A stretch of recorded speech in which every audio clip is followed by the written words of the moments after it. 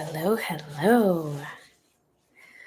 All right, so we're going to get started in a little bit. This is my first time going live on YouTube, and I'm excited. I'm kind of a little nervous, like I've never really done this before, but we're going to go with it. You know, the way you do things, the way you learn how to do things is by doing it. And doing it, messy or imperfect or just doing it in general. And if it's a flop, there was something to be learned, and that's all you can do. So, and if you get an opportunity to see this, later on, awesome. So I'm going to burn a little bit of sage. And I know that my kimono is super high up, but let me adjust myself. It's still a little cold out here in the DMV, so we're making it happen and making it work with what we got, like Mariah Carey says. I'll do the best I can with what I got. And I forgot my tea. Hold, please. All right. Okay, so we're back. Welcome. My name is Kathy Rivera. I'm an energy medicine and yoga practitioner, and I am currently a student of massage therapy. And this is my YouTube channel. I started my YouTube channel a long time ago, and I've kind of just been letting it kind of be or stay by the wayside when it comes to my focus. So this year, I'm committing to focusing a little bit more on it. Now, of course, it's going to look a little bit different every time. So as I get better at it, as I'm, becoming a little bit more of an expert on this platform, there are some things that I struggle with, honestly, but we will prevail. So let's everybody take a deep breath. And sigh it out. Good.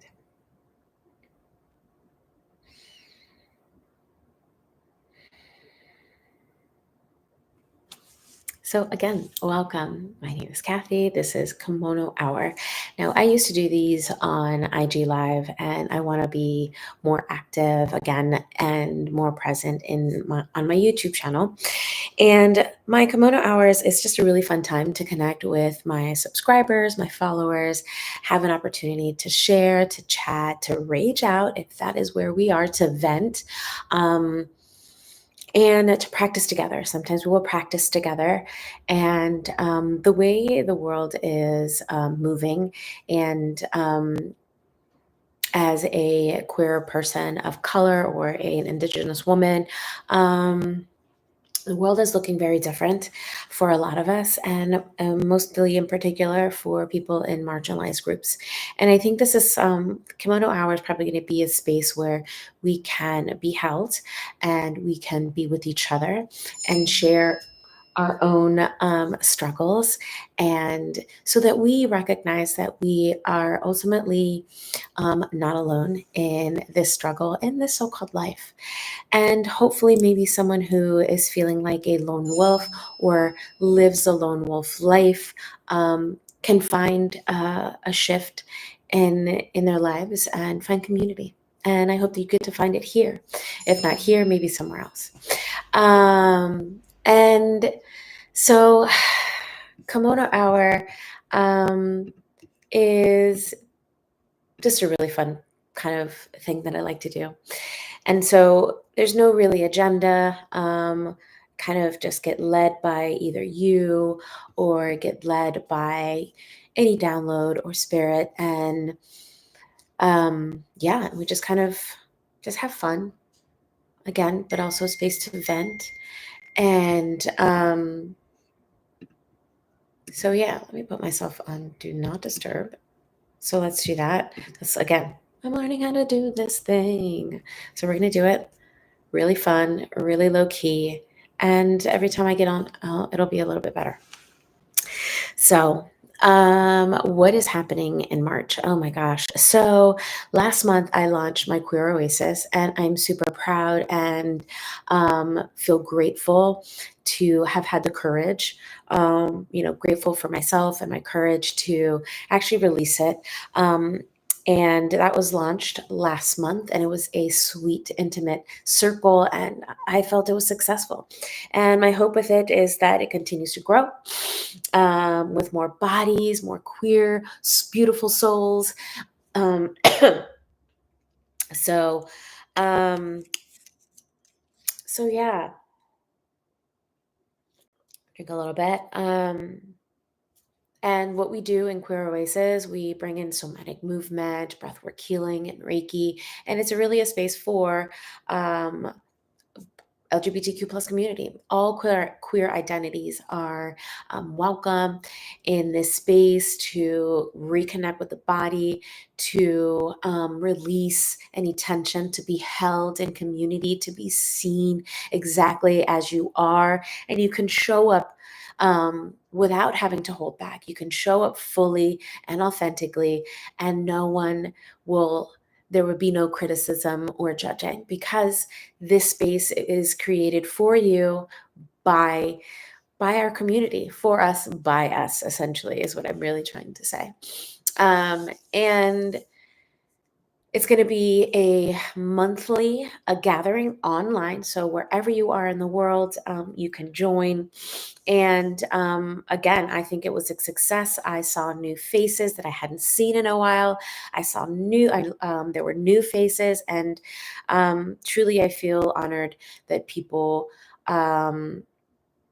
open up and to me or give me an opportunity to gain their trust in this space and in this industry, because I don't just assume that you trust me. I believe that it's being built. Trust is built and not assumed. And when new people come in, there was something that I gave them for them to begin to start building that trust, and showing up in this space continues to build that trust. So if you know of someone who is a part of the LGBTQ plus community, please share Queer Oasis with them. It is pay what you can, no questions asked. And as I said, I hope that it gets so big that we can rent out a venue, so big that it becomes a travel away retreat where we all can actually come together in person from URL to IRL. That is the real big hope. And maybe we can start doing that with, after a year of hosting this. And as I said, this is something that the intention is to hold this space every month for us, by us. And yeah, because there's a lot of queer rage. And I know I stepped into 2025, or at least post-election, with a lot of rage, a lot of confusion, and a lot of disappointment. And so this is part of the resistance, is this event, this online Queer Races. It's a part of the resistance. My work, my existence is a part of the resistance. And every day I am finding my queer joy in any and all places and spaces, and even the most unlikely places. Because again, that is part of the resistance. My queer joy is a part of the resistance. Me resting and taking care of myself is a part of the resistance. And I'm honored, and I love that I was able to create this and having people show up was beautiful, and I love it. So again, if you know someone that is a part of the queer community, please share the link and have them join us this month on the 21st of March. It is going to be every third Friday at 6 o'clock, and it's going to be about 90 minutes, maybe a little bit more. And we'll gather, and it's going to be opening the circle, calling in our ancestors, our transcestors, and honoring the land that we're in wherever we are. And then we go into kind of opening up the space for people to share as to how they're feeling and why they're here and what their intentions are. So, and then we go into the practice, and then we have a moment to kind of just share again how we're feeling. And we have moments to do some journaling afterwards, and then potentially share what we want to share. No, sharing is not required. It's not mandatory, but some people, when they share, they might be inspiring someone, or they might be relating to someone. So, and then right after the next day, on Saturday, March 22nd, we have our second annual Spring Emerge. Last year, it was a success. It's a full day retreat, and with Jamila Talbot, aka Mama Loves Herbs. And this is our second year going into doing collaborations, and there are just collaborations that we truly love. And Spring Emerge is one of those. We change it a bit? Yes, because I also, in my part, I did change it as well. So we took out something, but added something to take its place. So in this Spring Emerge, we are going to be doing more somatic movements. I find that to be a little less intimidating for people. When they hear yoga, people immediately begin to become intimidated. Oh, that's not for me. I can't do yoga. I can't touch my toes. That narrative begins to starts to go. And somatic movement is more intentional movement to reconnect to the body, to bring awareness to anything that arises, body sensation, tension, things of that nature. It's more of a reconnection to our abode, which is our body. Our body is our abode. And I want you to really be able to create a sacred haven within your own abode. We'll bring in, seasonal reflections, and we are going to do a burning bowl ceremony. That is one of the new things that we're going to be adding. So the somatic movement and the burning bowl ceremony, which is something that Jamila will be leading. I think I'm going to sneeze.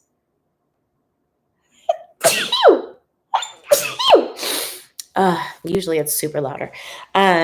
So if you're interested in learning about seasonal wisdom of spring that's coming up, how you can take care of yourself, we'll have our herbal supper that is in alignment with the season. So it'll start activating all of those senses mentally, emotionally, and physically for you to start your season of spring.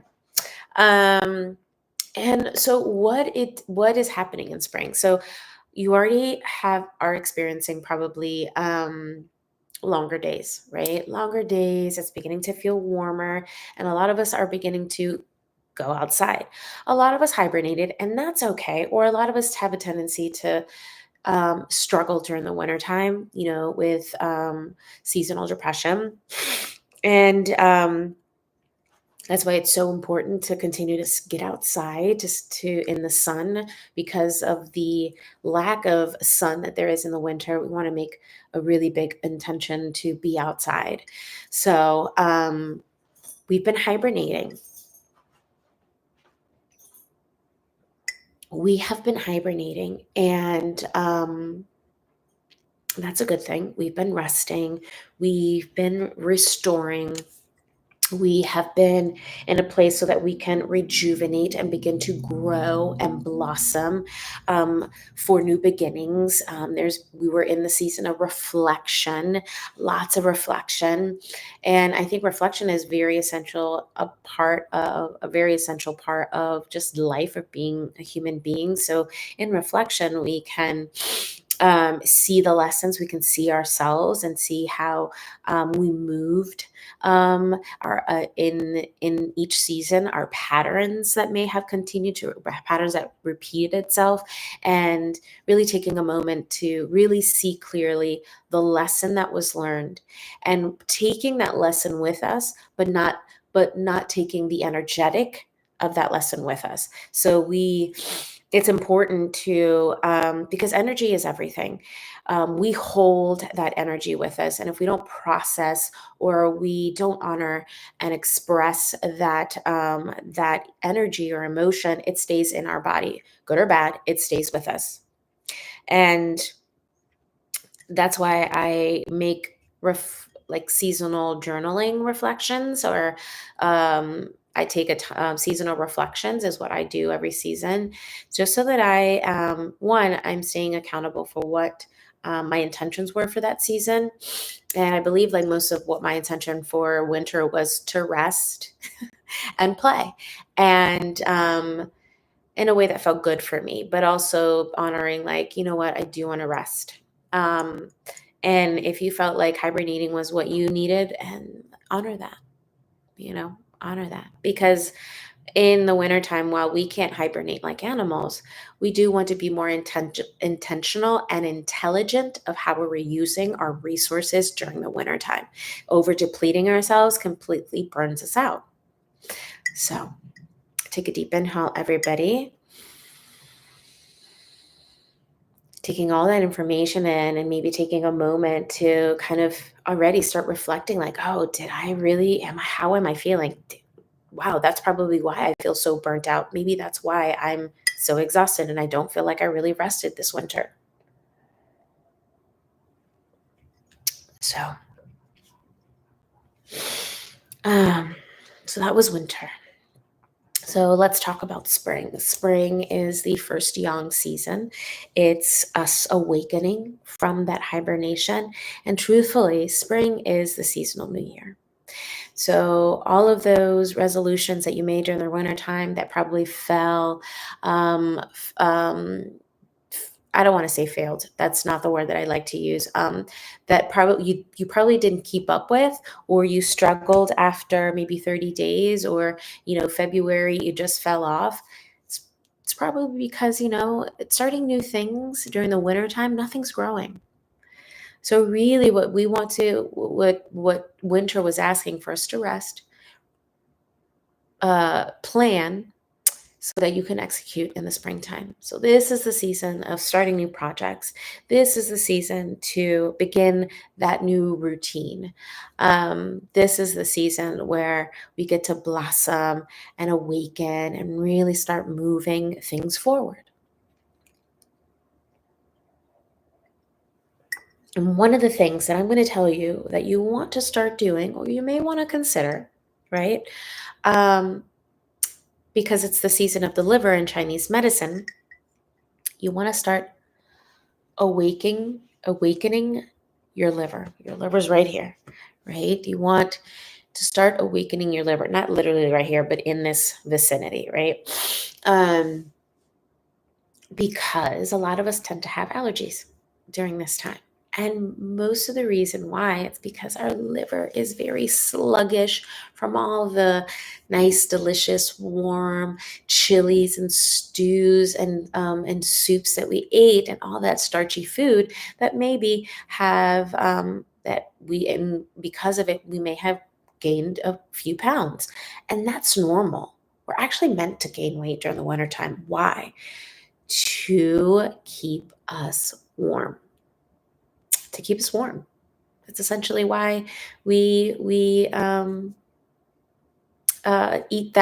eat heavier foods. We gain that weight to keep us warm while we hibernate and sleep. Know that bears begin to eat a lot of food and then they go into the hibernation. Yeah. So yeah, start moving, stretching, bringing yoga in, getting outside, taking deep breaths to open up all the spaces of the chest, the side body. So yeah, start moving. For those of you who stayed active, and just kept walking outside, that was me. I kept walking outside up until those winter storms, and I kind of stayed in. I was like, it's too cold, but I just started walking on the treadmill. So there's always a way. There's always a way. Get a walking buddy, get someone to hold you accountable to continue to get you moving. Let's see. What else? So yes, one thing you want to consider, start drinking green tea. This ends up waking up your liver. Things um, things that are green. So you may have already even started craving lighter things, or even just lots of greens like arugula and spinach and lettuce, all those things, all those kinds of leafy greens. That is normal. So all the change out in the environment, in great nature, in Mother Nature, all that energy shift absolutely has an impact, physical, mental, and emotional impact on us. Whether you believe it or not, this is a good example right here. You may have already started craving lighter foods, leafy greens more already. That is the energy shift. That is great nature shifting and it making that impact on you. It actually does guide you into being in more harmony with great nature. And that's what all this work is for. And all this work is about is really bridging the gap between you and great nature, because we're not separate and we are one. So yeah, start moving and stretching. One, I like to stretch before I get out of bed. Just a couple of stretches, and then incorporating green tea, whether it's morning or maybe instead of that second cup of coffee in the afternoon, maybe you want to add that green tea.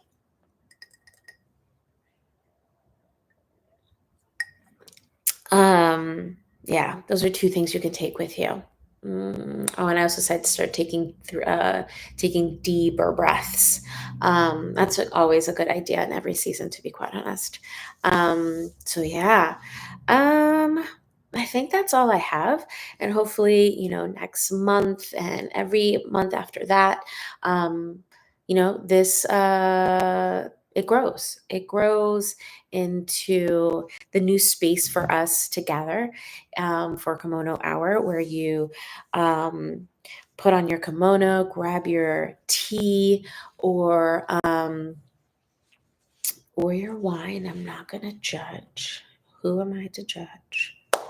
Hey, it's 5 o'clock somewhere, and it's 2 o'clock. I mean, I think I had like a glass of wine with my friends on Sunday when I went over to their house as I was dropping off 2 bottles of Defensa elderberry and calendula immune support syrup. I was like, yeah, we hung out, and they were like, oh, let's drink a little wine. Why not, right? Sunday fun day, and it was just really an easy kind of light, kind of hanging out. Got to hang out with them and their kids, and we watched Marvel and drank wine and just talked about um, like old '80s movies. Such a sucker for them. I love them. They're the best movies. And yeah, we just hung out really late, which wasn't planned, but I mean, we were hanging out with their kids or whatever. So yeah. Let's see. I think that's all I have. I mean, Kimono Hour is going to be about 30 minutes. Just to gather and then, chat and share. Maybe at the beginning it'll be 38 minutes. Maybe we'll increase it if, it gets really big and then there's so many talk and conversations and questions and things like that. Maybe it'll be 45 minutes. Whatever the future holds, I'm excited and open to receive it. So let's find our seat if you can. If you are wherever you are, maybe you can find a seat, maybe in a chair, or maybe you want to get your mat and put a couple blankets underneath your sitting bones or gather your meditation cushion. And I am standing, but please, I recommend you find a seat. Easy pose meditation seat, Sukhasana. If easy pose Sukhasana does not support you, find a seat that supports you, however that may look.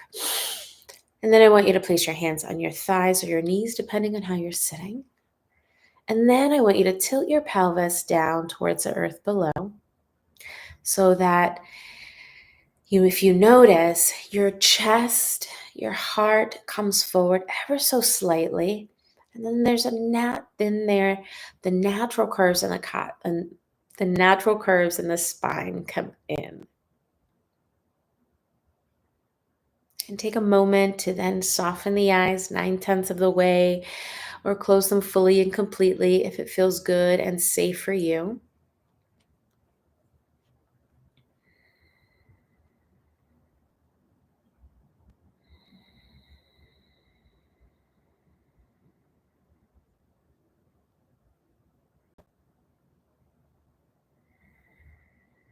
Taking a few moments to arrive to center yourself, to feel your sitting bones.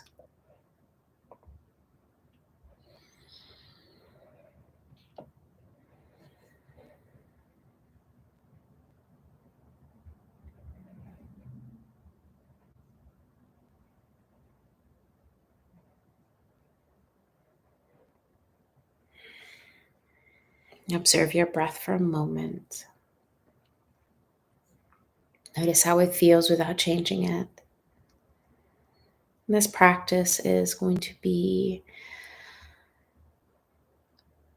the calm breath. Just observe, don't shift, without judging or criticizing. Are you breathing into the belly, or are you breathing into the chest? Observation and awareness.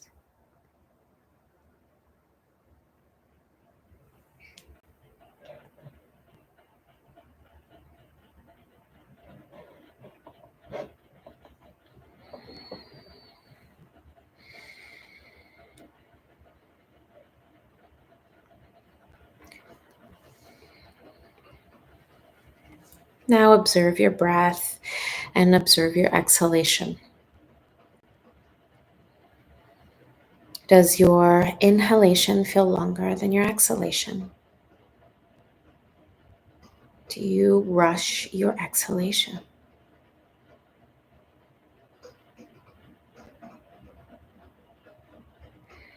Don't change it. Don't do anything but observe. Okay. So we're going to shift our breath. Right? So I want you on your next inhale. I want you to inhale, filling up the belly, filling up the ribs, filling up the chest. And then exhale out of the nose, emptying out the chest, ribs, and belly, bringing the navel to spine. Good. I'm going to do that one more time. Inhaling, making sure that the breath goes into the belly, expanding the diaphragm.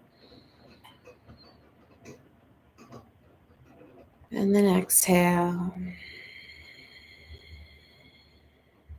Chest, ribs, belly.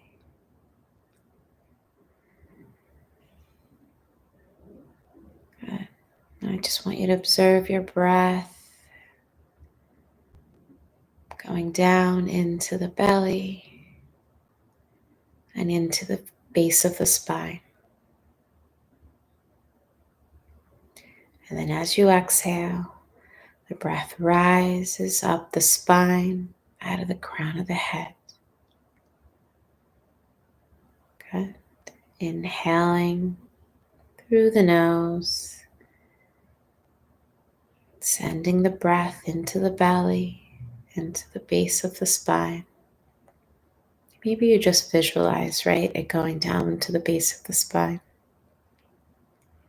And then you exhale, empty out, navel to spine, sending the breath up the spine out of the crown of the head.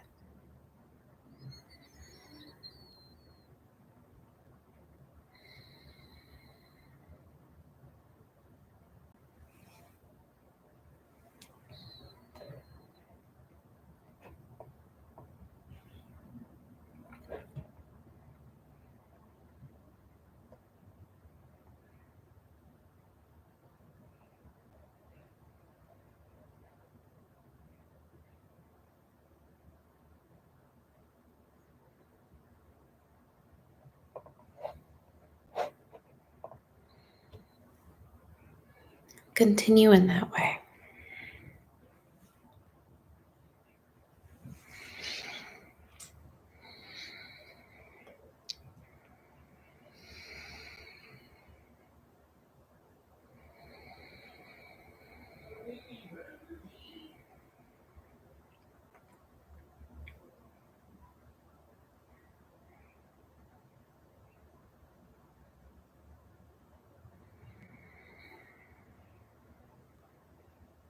Observe the belly rise as you inhale and expands,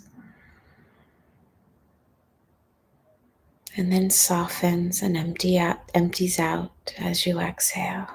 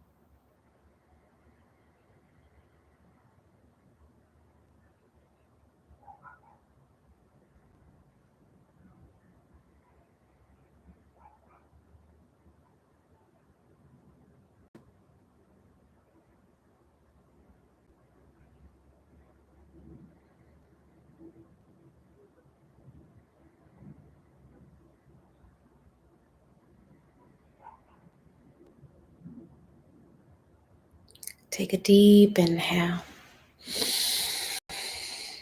Sigh it out.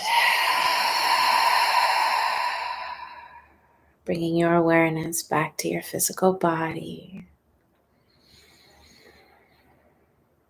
Bringing your awareness back to this time and space. Take another deep inhale. Open up. Good. Bring your hands in front of your face. Rub them vigorously. Cover the eyes, bringing the fingertips to the hairlines. Feeling the warmth of your hands on your face. Open up the eyes, letting the darkness in behind the hands. And when you're ready, release the hands, letting the light in, and welcoming yourself back. Welcome back. It was a lovely about 8-minute practice. I hope you enjoyed that and it served you. I hope you enjoyed your time with me. Thank you for joining me. And if you liked Kimono Hour, I want to invite you to explore my other practices that I have uploaded and subscribe to my YouTube channel. Support my YouTube channel by subscribing to it, sharing it. I will be uploading practices, whether it's pranayama meditation, breathwork healing, or a yoga practice, and various styles of yoga, hatha, somatic movement, restorative yin, all types of yoga styles for all bodies. All these yoga practices will be accessible to all bodies, lived experiences and chapters in life.